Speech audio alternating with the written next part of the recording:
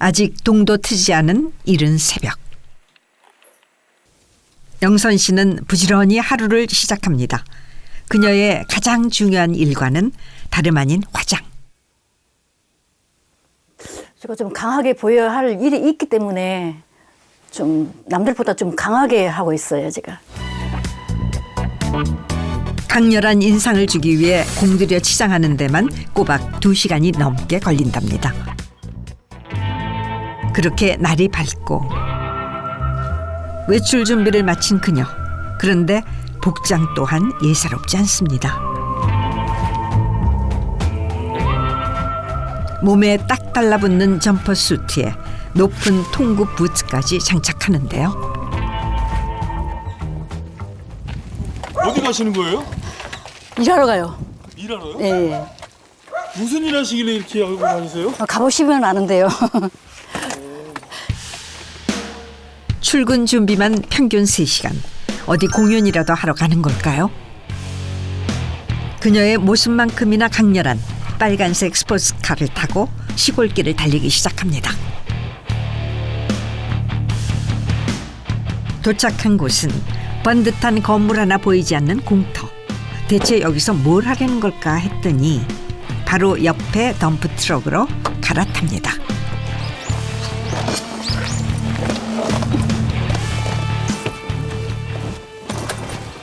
제 차예요.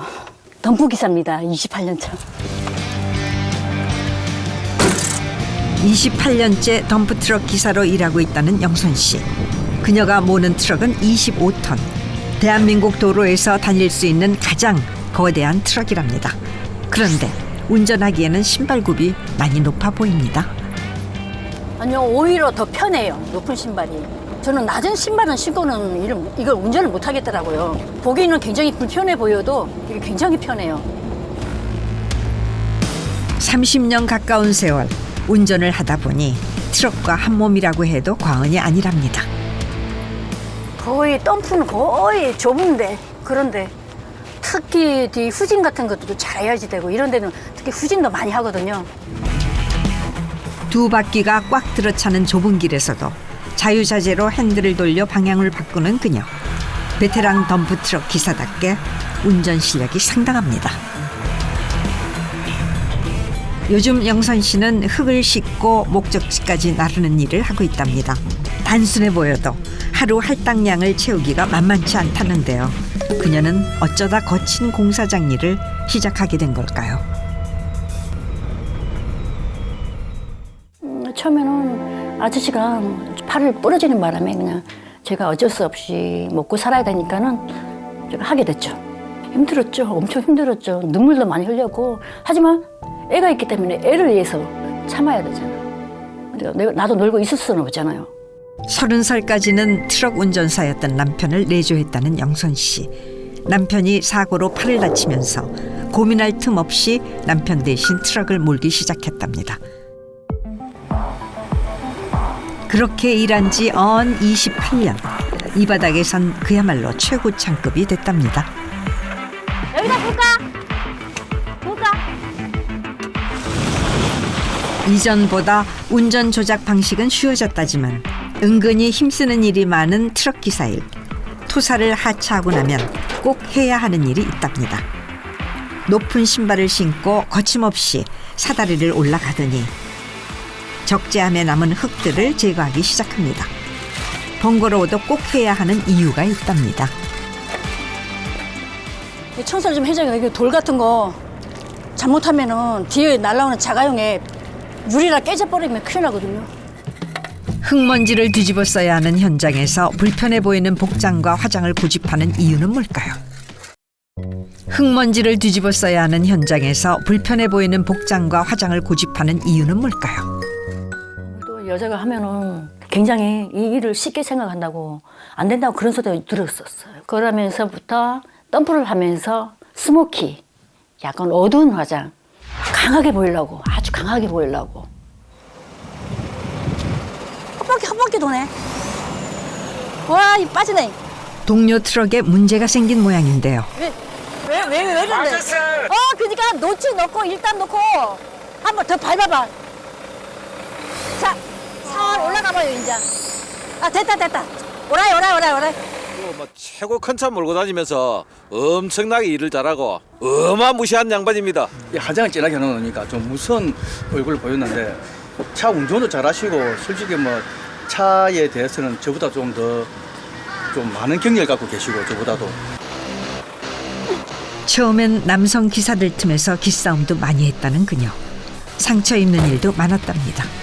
높은 굽과 진한 눈화장은 영선 씨의 방패이자 무기였는데요. 인상만큼이나 똑부러지게 일을 해내는 모습에 동료들도 그녀를 베테랑 덤프트럭 기사로 인정하게 됐죠. 그날 저녁 퇴근하자마자 잠시 쉬지도 않고 바로 식사 준비를 하는 영선 씨. 그런데 화장도 머리도 그대로입니다.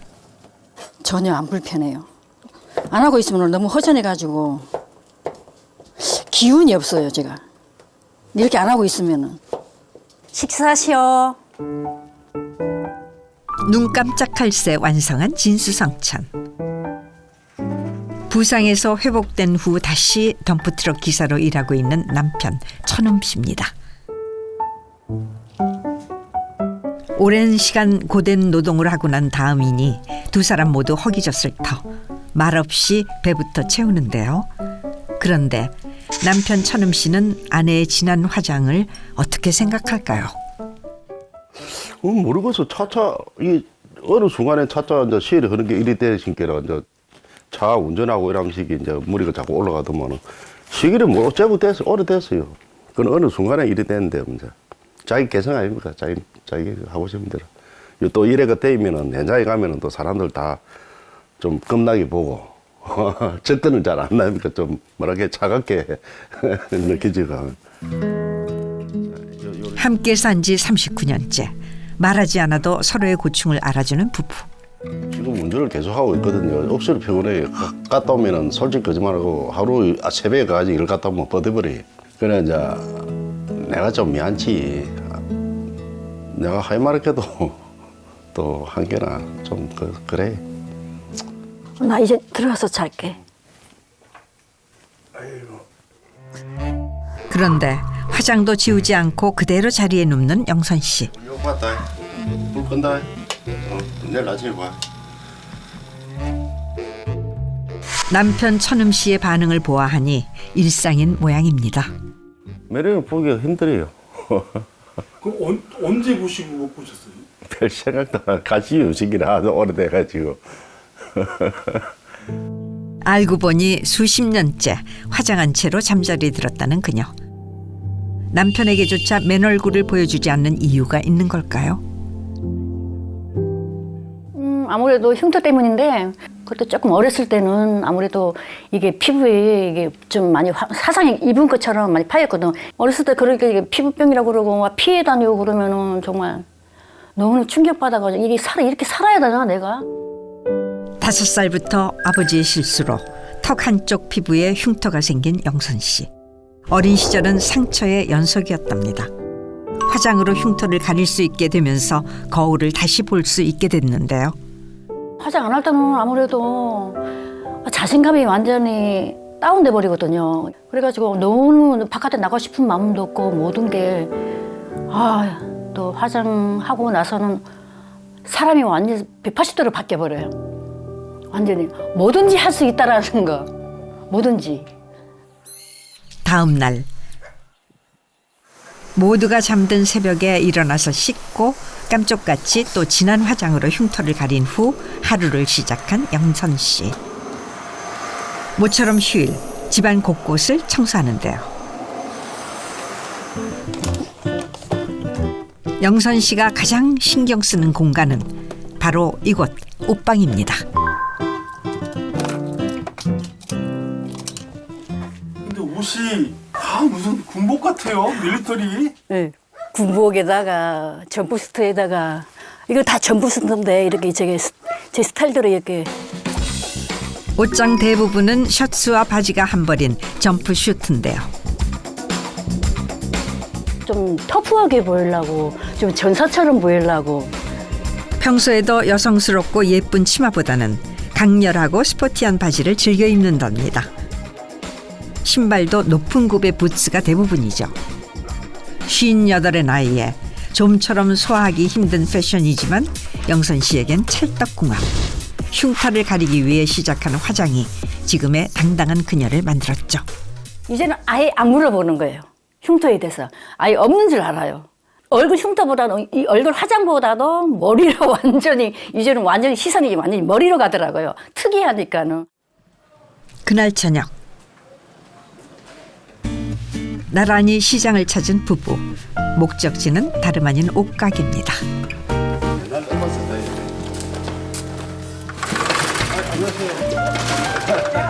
아주 사준다 해가지고 저한테 어울릴 만한 거 없는 거야. 이렇게 저한테 어울릴 만한 거. 요런 거 있지, 뭐, 그럼 뭐. 이 두꺼운 건 안 돼요. 그거 나가보자, 이거? 요거 안 어울리겠나? 이 누가 입긴데? 내가 한번 입어보자. 요 작은 것도 있고, 저 7사이즈 때는 8사이즈. 괜찮은데. 아 근데 그거만 맨날 입고 되지 말고 이것도 한번 입어보라고. 괜찮은데. 들어가 자지. 맞습니까? 아무리 봐도 영선 씨의 스타일은 아닌 듯한데 남편의 성화에 못 이겨서 일단 입어보기로 합니다. 아, 이 딱 맞네. 우와 치마 이상하다. 좋구만. 처음 하지 보니까. 괜찮지요? 예, 괜찮아. 그거 입을 수가. 그거 입으면 괜찮다. 마음에 안 드세요? 왜 계속 이거 치마를 안 입으시려고 그러세요? 어색해서. 어색해가지고 치마 입을 처음이요. 30년 만에 처음이요. 입으면 좋지. 그거 입어보자, 뭐. 괜고, 처음 계란고. 입어갖고. 30년 만에 치마 저고리를 산 영선 씨. 모처럼 남편 말을 들은 데엔 그만한 이유가 있답니다. 다음 날 제주도를 찾은 영선 씨. 그런데 정말 남편이 사준 치마를 입었네요. 중요한 약속이라도 있는 모양이죠. 친정에 몇 년 만에 오니까는 좀 얌전하게 입는다고. 예. 몇 년 만에 오시는 거예요? 거의 한 5년 만에 오네요. 친정에. 오랜만에 넘어보는 친정집 대문입니다. 어머. 딸의 방문에 어머니 얼굴에도 반가움이 역력합니다. 슬립하고 신어 맞는가? 치스. 이것도. 어머니를 위해 따뜻하고 편안한 신발을 선물로 준비한 영선 씨. 나가 신어보자. 오랜만에 본 딸의 모습, 어머니 눈엔 어떨까요? 오. 이거 어울림지요? 아이고 나는 안 마음에 안 들어. 왜 마음에 안 드세요?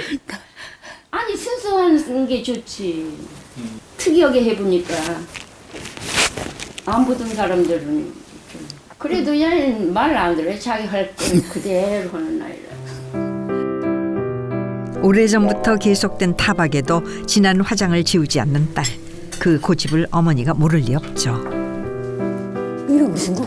불? 이거 한치 아니? 한치. 한치. 시원하다. 이거 먹어봐. 이거 몇 년 만에 먹어보네. 보자마자 진한 화장을 두고 한 소리를 듣긴 했지만 딸 향한 어머니의 사랑이 어디 가나요? 그리웠던 엄마 손맛에 마음이 푸근해지는 영선 씨입니다. 그런데 딸을 보는 어머니의 표정이 어쩐지 좀 어두운데요.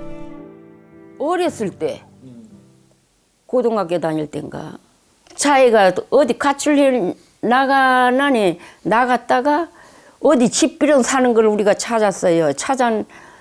가보니까 그렇게 돼 있더라고요. 결혼은 그냥 빨리 시집에 가련해내 보내버렸어요.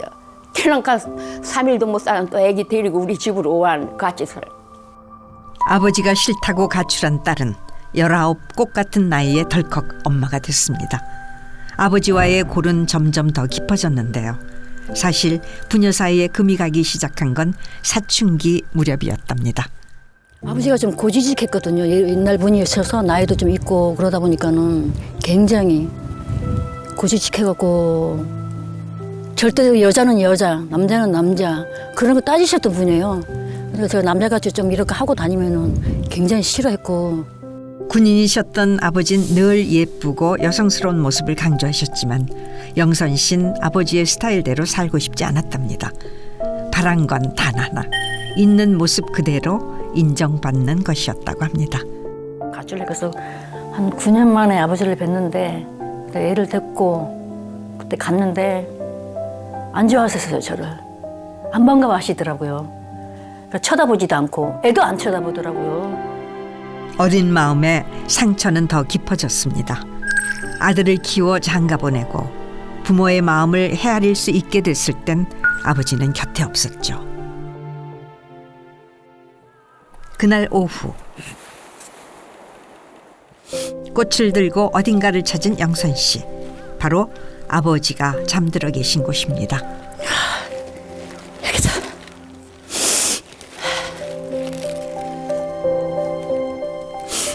아버지 좋았을 때 좋았습니다.